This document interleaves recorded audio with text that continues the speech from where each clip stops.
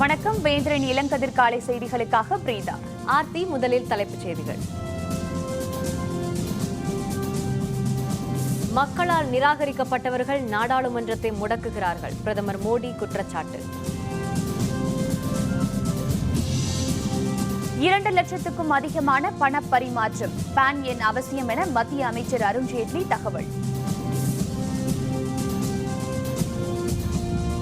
முல்லை பெரியாறில் புதிய அணை கட்டும் விவகாரம். பிரதமரிடம் முதல்வர் உம்மன் சாண்டி மீண்டும் கோரிக்கை.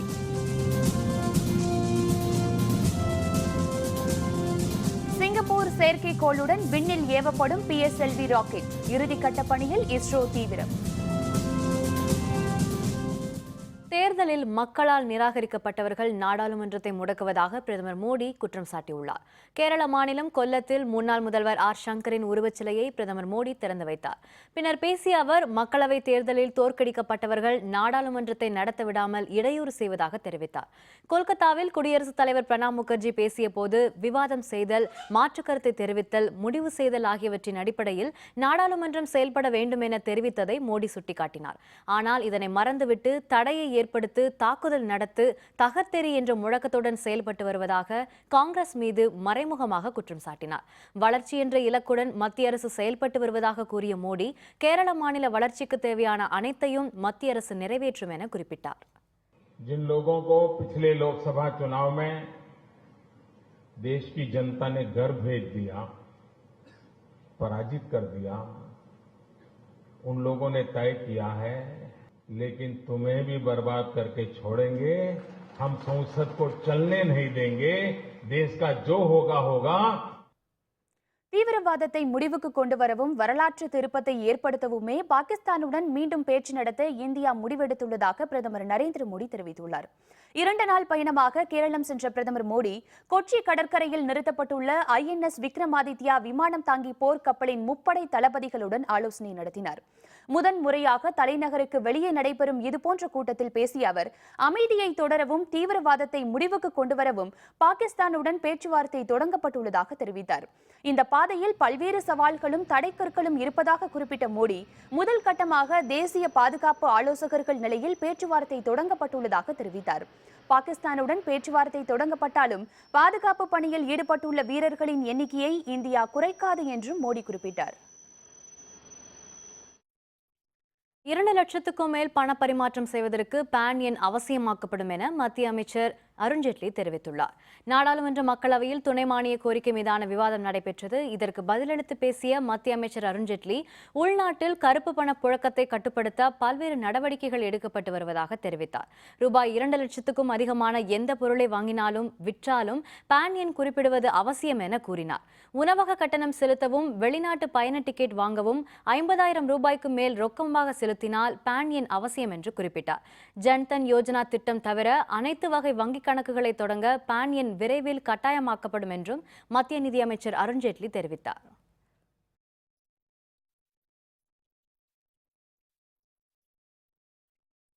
We had, with regard to some domestic black money, also made some announcement in the budget with regard to some element of that if you deal in cash beyond a certain amount, a PAN number would be necessary. Very shortly, we would be placing the notification that if you deal in cash more than 2 lakh rupees, a PAN number would be necessary. I'll be placing that notification very shortly before the House.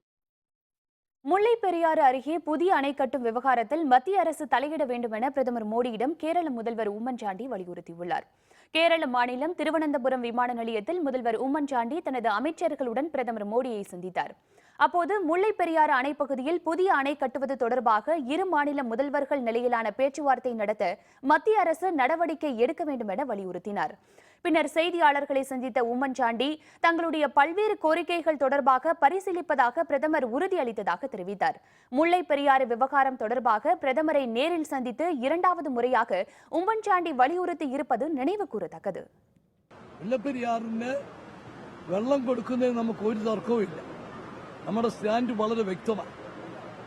പക്ഷേ ഡാമിന്റെ സുരക്ഷ, ജനങ്ങളുടെ സുരക്ഷിതത്വം ഉറപ്പുവരുത്താനുള്ള ബാധ്യത ഗവൺമെന്റിനുണ്ട്. അതാണ് നമ്മളെ അലട്ടുന്നത്. പ്രധാനമന്ത്രി ഈ കാര്യത്തിൽ ഇടപെടണം എന്ന് അദ്ദേഹത്തോട് വീണ്ടും ആവശ്യപ്പെട്ടു.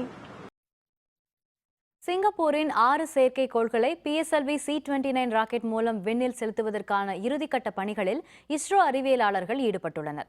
ஆந்திர மாநிலம் ஸ்ரீஹரிகோட்டாவில் உள்ள இஸ்ரோவின் ஏவுதளத்தில் இருந்து சிங்கப்பூரின் 6 செயற்கைக்கோளுடன் PSLV ராக்கெட் இன்று மாலை 6 மணிக்கு விண்ணில் செலுத்தப்படுகிறது.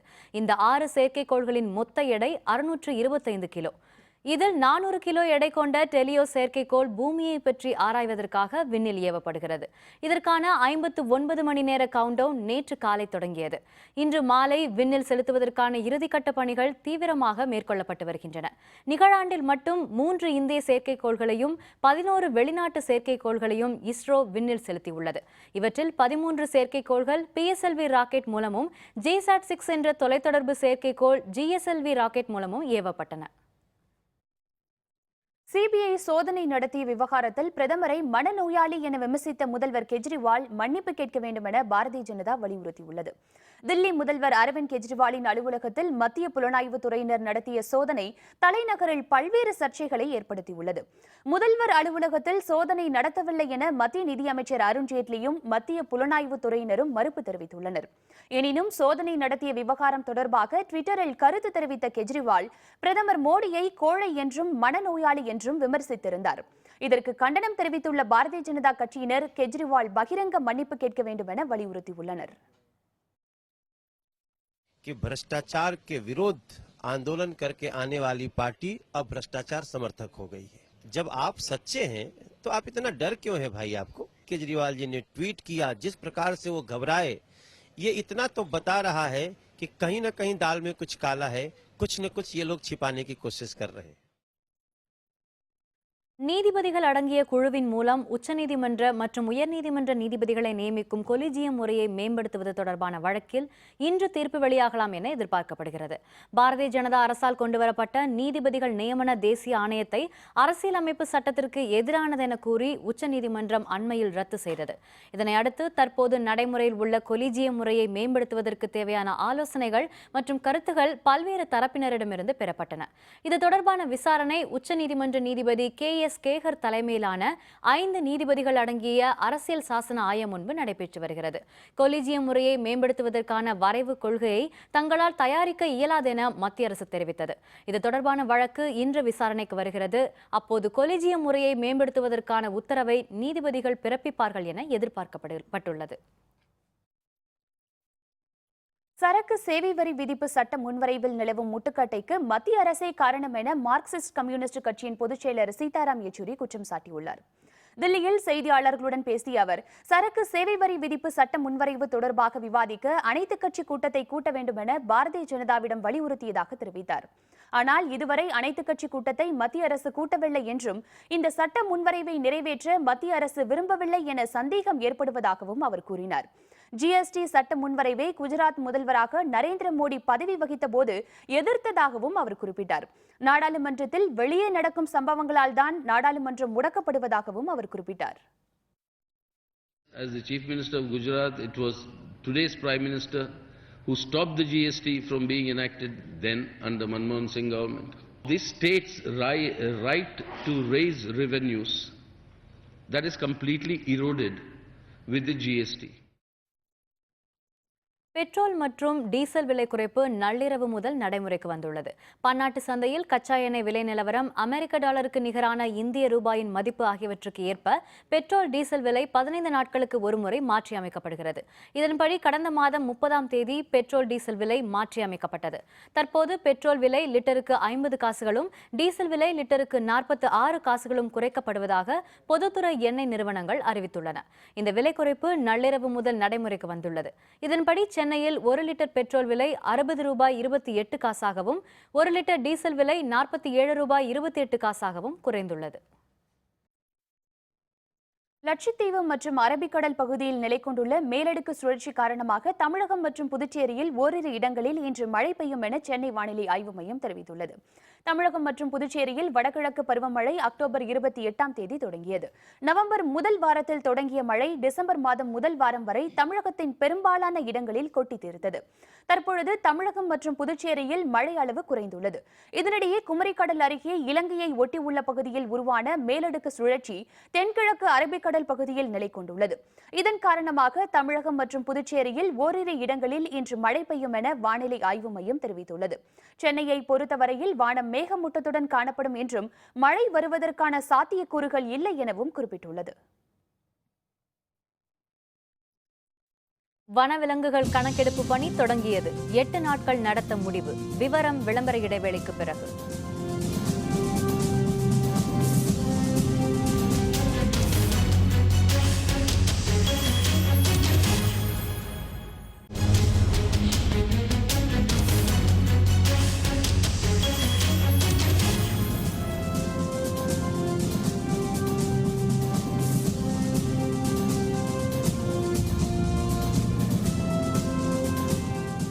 செய்திகள் தொடர்கின்றன.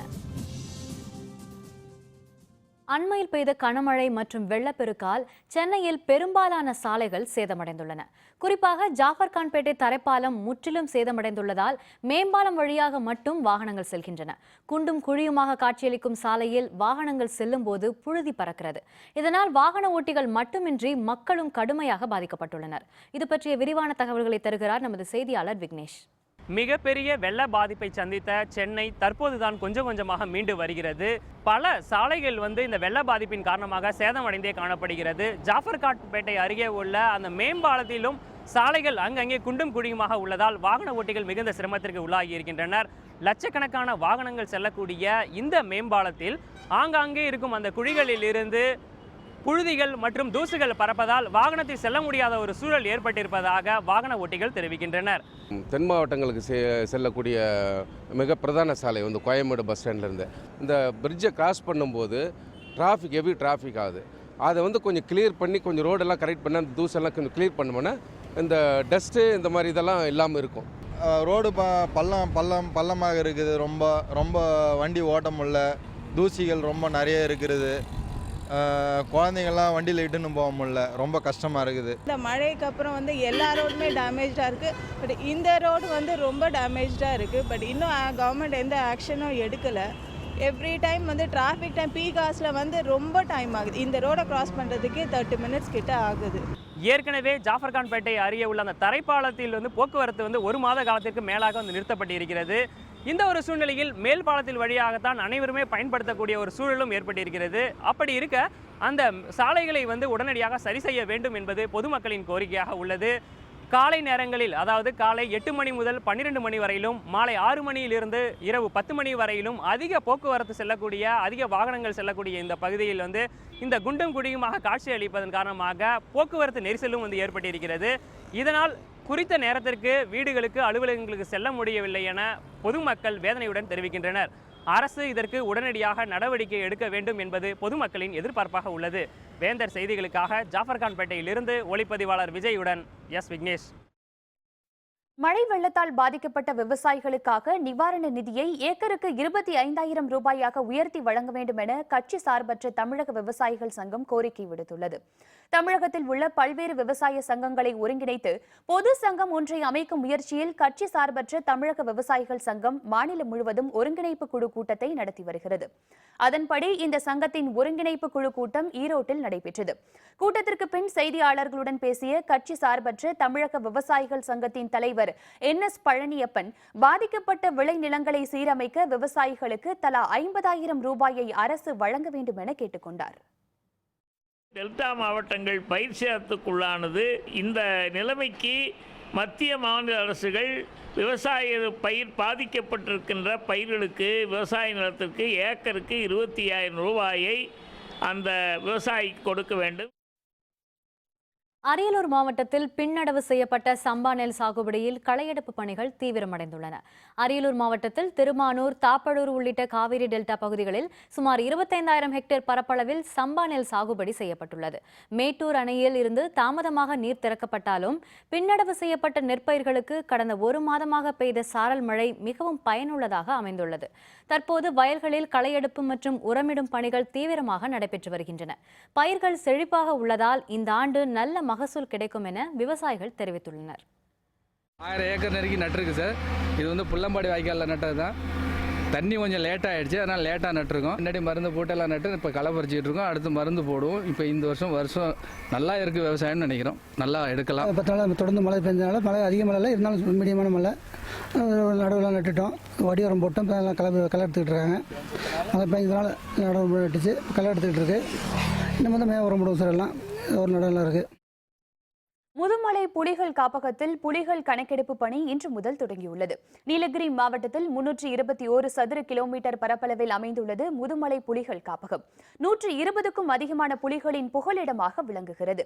இங்கு 6 மாதங்களுக்கு ஒருமுறை புலிகள் கணக்கெடுப்பு நடத்தப்படுவது வழக்கம். அதன்படி நடப்பாண்டிற்கான இறுதி புலிகள் கணக்கெடுப்பு பணி இன்று தொடங்கி 8 நாட்கள் நடைபெறுகின்றன. முதல் நாளான இன்று இந்த பணியில் ஈடுபடும் வனத்துறை ஊழியர்கள், வேட்டை தடுப்பு காவலர்கள், வனக்கல்லூரி மாணவர்கள், தன்னார்வலர்களுக்கு சிறப்பு பயிற்சி அளிக்கப்பட்டது. பின்னர் வனத்துறை ஊழியர்கள், வேட்டை தடுப்பு காவலர்கள் பல குழுக்களாக பிரிக்கப்பட்டு காப்பகத்தில் உள்ள புலிகளை கணக்கெடுக்கும் பணியை தொடங்கினர். இதில் புலிகளின் கால் தடங்கள், எச்சங்களை வைத்து கணக்கெடுத்தல், நீர்நிலைகளை கண்காணித்தல், கேமராக்களை பொருத்தி கண்காணித்தல் என பல்வேறு முறைகளில் புலிகள் பற்றி கணக்கெடுக்கப்படுகின்றன. 36 டிரான்சாக்ட் லைன்ஸ் உள்ள இருக்குது முதுமலைக்குள்ள. அதில் ஒரு NTCA கைட்லைன்ஸ் படி இந்த கணக்கெடுப்பு எடுக்கிறோம். அந்த ஒரு ஸ்டாண்டர்ட் ப்ரோட்டோகால் இருக்குது ஃபேஸ் 4 மானிட்டரிங்கில். அந்த ஃபேஸ் 4 மானிட்டரிங் ப்ரோட்டோகால் ஃபாலோ பண்ணிவிட்டு இந்த கணக்கெடுப்பு எடுக்கிறோம். காஞ்சிபுரத்தில் 15 கோடி ரூபாய் மதிப்பிலான கோயில் நிலத்தை ஆக்கிரமித்து கட்டப்பட்டிருந்த கட்டடம் காவல்துறை உதவியுடன் இடிக்கப்பட்டது. காஞ்சிபுரத்தில் உள்ள மேட்டு தெருவில் அருள்மிகு ஏகாம்பரநாதர் திருக்கோவிலுக்கு சொந்தமான 15 கோடி ரூபாய் மதிப்பிலான நிலத்தை தனியார் நிறுவனம் ஒன்று ஆக்கிரமித்ததாக தெரிகிறது.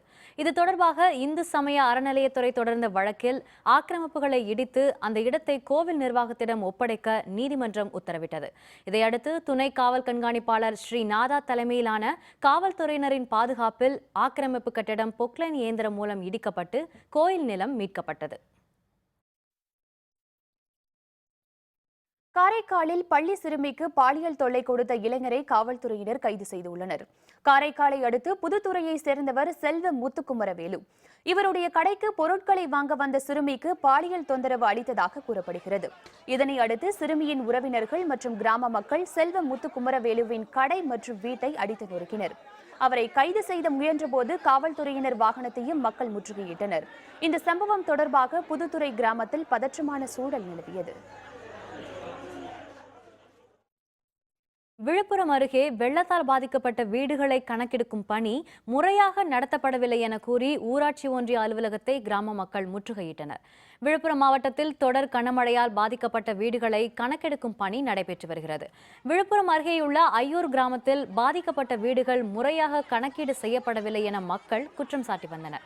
ஊராட்சி ஒன்றிய அலுவலகத்தில் கணக்கெடுப்பு செய்யப்பட்டவர்களின் பட்டியலை அலுவலர்கள் தயார் செய்து கொண்டிருந்த போது கிராம மக்கள் அலுவலகத்தை முற்றுகையிட்டனர். பின்னர் அவர்கள் வாக்குவாதத்தில் ஈடுபட்டதால் அலுவலகத்தை பூட்டிவிட்டு அலுவலர்கள் சென்றனர். இதனால் கோபமடைந்த மக்கள் சென்னை திருச்சி தேசிய நெடுஞ்சாலையில் மறியலில் ஈடுபட முயன்றனர். காவல்துறையினர் தலையிட்டு மக்களை சமாதானப்படுத்தி அனுப்பினர். மழை இருந்தாலும் எல்லாரும் நிவாரணம் கொடுக்க சொன்னாங்க. இந்த ஊர்ல வந்து பாதி ஊருக்கு தான் தருவோம், பாதி பேருக்கு தர மாட்டேன். ஆனால் வடக்கு தெரு, நடுத்தருக்கு, தோப்பு தெரு லிஸ்ட் எடுக்கிறாங்க 3 பேர். மழையார ஃபோன் பண்ணி கேட்டதுக்கு பாதி பேர் தான் கூட சொல்லிக்கிறாங்கம்மா, உங்களுக்குலாம் இல்லைங்களா பாதிப்புன்னு சொல்றாங்க. பாதி பேர் இந்த பக்கம் தான். 1000 ரூபாய் குறைச்சு கூட கொடுங்க, எங்களுக்கு எல்லாருமே கொடுங்க, எல்லாரும் தானே பாதிப்பு அப்படின்னு நாங்கள் அதான் கேட்குறோம். யாரும் ஒன்றும் இல்லை. இங்கே வந்து எல்லாமே மாடி வீடு இருக்கு, அங்கே வந்து குடிசை வீடு இருக்கு அப்படின்ற மாதிரி ஃபுல் கணக்கையும் வந்து அங்கே வந்து பாதிச்சிருச்சு சொல்லிட்டு அந்த 3 பேருக்கு மட்டும் பணம் கொடுக்குறாங்க. இங்கே வந்து பாதிச்சவங்களுக்கு யாருக்கும் போய் கேட்கறதுக்கும் பதில் சொல்ல மாட்டாங்க. அப்போ நாங்கள் ஓட்டு போட்டு ஜெயிச்சவங்களுக்கு என்னதான் இங்கே பாலுக்கு உரிய விலை நிர்ணயித்தல் உள்ளிட்ட கோரிக்கைகளை வலியுறுத்தி வரும் ஜனவரி 27ஆம் தேதி சென்னையில் கவன ஈர்ப்பு ஆர்ப்பாட்டம் நடத்தப்போவதாக தமிழ்நாடு பால் உற்பத்தியாளர்கள் கூட்டுறவு சங்கம் அறிவித்துள்ளது. பெரம்பலூர் துரைமங்கலம் பகுதியில் உள்ள மார்க்சிய கம்யூனிஸ்ட் கட்சி அலுவலகத்தில் பால் உற்பத்தியாளர்கள் சங்க மாநில நிர்வாகிகள் கூட்டம் நடைபெற்றது. கூட்டத்திற்கு பிறகு செய்தியாளர்களுடன் பேசிய சங்கத்தின் மாநில செயலர் முகமது அலி, தமிழகத்தில் தேக்கமடைந்த 400 கோடி ரூபாய் மதிப்பிலான ஆவின் பால் பொருட்களை கெடுவதற்கு முன் அரசே நேரடியாக கொள்முதல் செய்ய வேண்டும் என வலியுறுத்தினார். இதர விவசாய பொருட்களுக்கு வருடத்துக்கு ஒரு முறை கொள்முதல் விலை அறிவிக்கப்படுது. அதுபோல பாலுக்கு அறிவிக்க வேண்டும் என்ற கொள்கை தமிழ்நாடு அரசிடம் இல்லை. அப்போ ஒவ்வொரு ஆண்டும் பாலுக்கு கொள்முதல் விலையை அரசு அறிவிக்க வேண்டும் தமிழ்நாடு அரசாங்கம். நாமக்கல் மாவட்டத்தில் 10 ஆண்டுகளுக்கு பிறகு நிரம்பிய ஏரியின் கரையில் உடைப்பு ஏற்பட்டு நீர் வெளியேறி வருவதால் மக்கள் கவலை அடைந்துள்ளனர். நாமக்கல் மாவட்டம் மல்லசமுத்திரம் ஒன்றியத்தில் உள்ள பள்ளர்பாளையத்தில் 120 ஏக்கர் பரப்பளவில் பெரிய ஏரி உள்ளது. இங்குள்ள நூற்றுக்கணக்கான ஏக்கர் விவசாய நிலங்கள் ஏரி நீரால் பாசன வசதி பெறுகின்றன. அண்மையில் பெய்த கனமழையால் ஏரியில் நீர் நிரம்பியது. 3 நாட்களுக்கு முன்பு ஏரி பகுதியில் உள்ள சீமை கருவேல மரங்களை வெட்டுவதற்காக நீரை வெளியேற்றுவதற்காக சிலர் கரையை உடைத்ததாக கூறப்படுகிறது. இதனால் ஏரியிலிருந்து வீணாக நீர் வெளியேறி வருகிறது. இது பற்றி அலுவலர்களுக்கு தகவல் தெரிவித்தும் ஏரி உடைப்பு சரி செய்யப்படாததால் மக்கள் கவலை அடைந்துள்ளனர். அமெரிக்காவில் நடைபெற்ற சிறப்பு ஒலிம்பிக் போட்டியில் வெற்றி பெற்ற மதுரை மாணவ மாணவியர் பரிசு வழங்கி கௌரவிக்கப்பட்டனர். உலக சிறப்பு ஒலிம்பிக் போட்டி அமெரிக்காவில் உள்ள லாஸ் ஏஞ்சலஸ் நகரில் ஜூலை 25 முதல் ஆகஸ்ட் 2ஆம் தேதி வரை நடைபெற்றது. இதில் பங்கேற்ற வெற்றி பெற்ற மதுரை அன்பகம் சிறப்பு பள்ளி மாணவ மாணவிகளுக்கு மதுரையில் பாராட்டு விழா நடந்தது. நிகழ்ச்சியில் சிறப்பு அழைப்பாளராக கலந்து கொண்ட சென்னை உயர்நீதிமன்ற மதுரை கிளை நீதிபதி ராமசுப்பிரமணியன் ஒலிம்பிக் போட்டிகளில் வெற்றி பெற்ற மாணவ மாணவிகளுக்கு பரிசுகளை வழங்கினார். பின்னர் பேசிய அவர், மாற்றுத்திறன் மாணவர்களுக்கு பயிற்சி அளித்து அவர்களை வெற்றி பெற செய்திருப்பது மிகவும் பாராட்டுக்குரியது என தெரிவித்தார். மாற்றுத்திறன் கொண்ட குழந்தைகளை தயாரிக்கிற போது அந்த குழந்தைகளுக்கு எந்த அளவிற்கு உழைப்பு தேவைப்படுகிறதோ அதை போல 10 மடங்கு உழைப்பு அதை தயாரிக்கிறவர்களுக்கு இல்லை என்று சொன்னால் அந்த குழந்தைகள் வெற்றி பெற முடியாது. கோவையில் உள்ள அருள்மிகு அடைக்கலம்மன் கோயில் திருவிழாவில் பக்தர்கள் சாட்டையால் அடித்து தங்கள் நேர்த்திக்கடனை நிறைவேற்றினர். கோவையை அடுத்த பூசாரிபாளையம் பகுதியில் அருள்மிகு அடைக்கலம்மன் கோயில் திருவிழா ஆண்டுதோறும் சிறப்பாக கொண்டாடப்படுகிறது. இந்த ஆண்டு கோயில் விழா கார்த்திகை மாதம் தொடக்கத்தில் பூச்சாட்டுதலுடன் தொடங்கியது. நாள்தோறும் அம்மனுக்கு சிறப்பு பூஜை, அலங்கார தீபாராதனை நடைபெற்றது. விழாவின் முக்கிய நிகழ்வான அம்மனை குளத்தில் இருந்து கோயிலுக்கு பக்தர்கள் கொண்டு வரும் நிகழ்ச்சி சிறப்பாக நடந்தது. இதில் பங்கேற்ற திரளான பக்தர்கள் வேண்டுதல் நிறைவேற சாட்டையால் தங்களை அடித்துக் கொண்டு நேர்த்திக்கடன் செலுத்தி அம்மனை வழிபட்டனர்.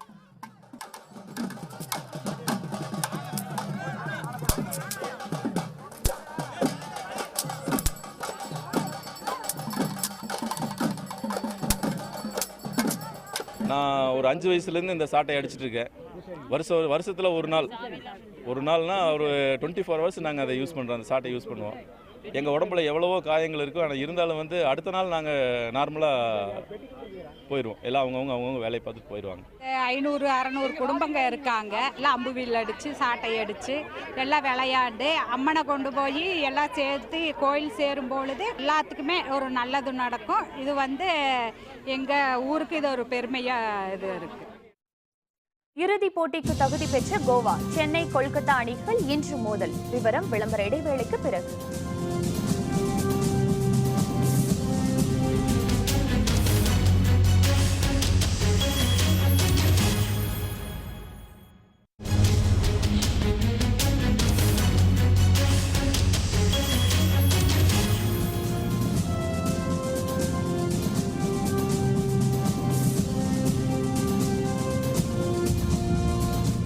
செய்திகள் தொடர்கின்றன. இனி அயலக செய்திகள்.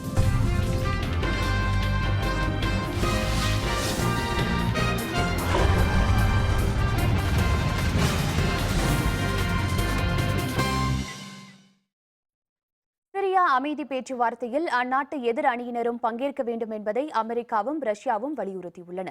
சிரியாவில் நடைபெற்று வரும் சண்டைக்கு பன்னாட்டு அளவில் பேச்சுவார்த்தை மூலம் தீர்வு காண அமெரிக்காவும் ரஷ்யாவும் முயற்சித்து வருகின்றன.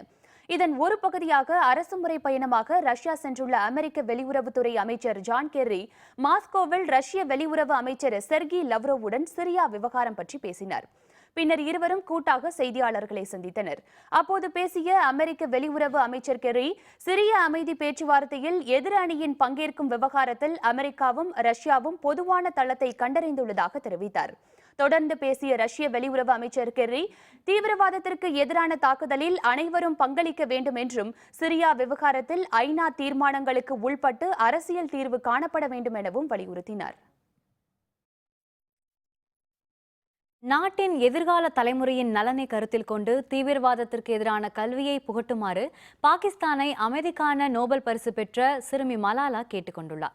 பாகிஸ்தானின் பெஷாவர் நகரில் கடந்த ஆண்டு பள்ளி ஒன்றில் தீவிரவாதிகள் நடத்திய தாக்குதலில் 134 மாணவ மாணவியர் கொல்லப்பட்டனர். உலக அளவில் பேரதிர்ச்சியை ஏற்படுத்திய இந்த சம்பவத்தை முதலாண்டு நினைவு நாள் நிகழ்ச்சி பிரிட்டனின் பர்மிங்ஹாம் நகரில் நடைபெற்றது. இதில் கலந்து கொண்டு பேசிய பாகிஸ்தானைச் சேர்ந்த நோபல் பரிசு வென்ற சிறுமி மலாலா, பாகிஸ்தானில் தீவிரவாதத்திற்கு எதிராக கல்வியை புகட்ட வேண்டியது மிகவும் அவசியம் என தெரிவித்தார். So Pakistan did change in a way that the political leaders, they came together, they united, but what they forgot was the education of the future generation. They did agree on military actions, but none of them mentioned that now we need to educate our future generation in order to fight this ideology of extremism and terrorism and this hatred.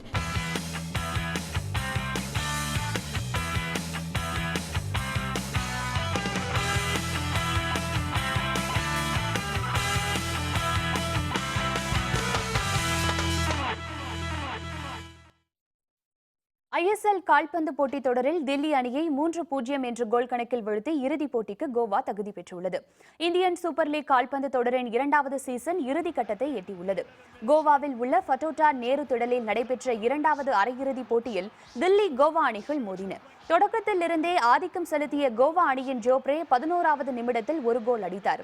தொடர்ந்து Rafale கோல் அடிக்க ஆட்டத்தின் முதல் பாதியில் 2-0 என கோவா முன்னிலை பெற்றது. இதற்கு பதிலடி அளிக்க தில்லி வீரர்கள் மேற்கொண்ட முயற்சி பலன் அளிக்கவில்லை. இதனிடையே கோவா வீரர் டூடு ஒரு கோல் அடிக்க 3-0 என்ற கணக்கில் கோவா வெற்றி பெற்றது. 2வது அரையிறுதியில் அதிக கோல் வித்தியாசத்தில் வெற்றி பெற்ற கோவா அணி இறுதி சுற்றுக்கு முன்னேறியது. Joffrey in the box, one of the goal scorers has scored back, played inside, the ball game. Yes! 84 minutes into this contest. இன்றிரவு 7 மணிக்கு கொல்கத்தாவில் நடைபெறும் 2வது அரையிறுதிப் போட்டியில் சென்னை அணியும் கொல்கத்தா அணியும் மோதுகின்றன. புனேவில் நடைபெற்ற முதல் சுற்று அரையிறுதிப் போட்டியில் 3-0 என்ற கோல் கணக்கில் சென்னை அணி கொல்கத்தாவை வென்றது. இந்த போட்டியில் 4 கோல்கள் வித்தியாசத்தில் சென்னையை வீழ்த்தினால்தான் கொல்கத்தாவுக்கு இறுதி சுற்று வாய்ப்பு கிடைக்கும் என்பதால் ஆட்டம் விறுவிறுப்பாக இருக்கும். துபாயில் நடைபெற்ற IPTL டென்னிஸ் போட்டியில் சிங்கப்பூர் ஸ்லாமர்ஸ் அணி UAE ராயல்ஸ் அணியை வீழ்த்தியது. இன்டர்நேஷனல் பிரீமியர் டென்னிஸ் லீக் எனப்படும் IPTL டென்னிஸ் போட்டிகள் கோபே, மணிலா, தில்லியை தொடர்ந்து துபாயில் தற்போது நடைபெற்று வருகிறது. 5 அணிகள் பங்கேற்கும் இந்த தொடரில் சிங்கப்பூர் ஸ்லாமர்ஸ், UAE ராயல்ஸ் அணிகள் மோதின. இதில் ஆண்கள் மற்றும் ஒற்றையர் பிரிவு ஆட்டங்களில் சிங்கப்பூர் அணி வெற்றி பெற்றது. ஆண்கள் இரட்டையர் பிரிவு ஆட்டத்தில் ரோஜர் ஃபெடரரை 6-4 என்ற கணக்கில் முறை வீழ்த்த அதிலும் சிங்கப்பூர் அணிக்கே வெற்றி கிடைத்தது. இதையடுத்து சிங்கப்பூர் ஸ்லாமர்ஸ் அணி 27-24 என்ற புள்ளி கணக்கில் UAE ராயல்ஸ் அணியை வீழ்த்தியது.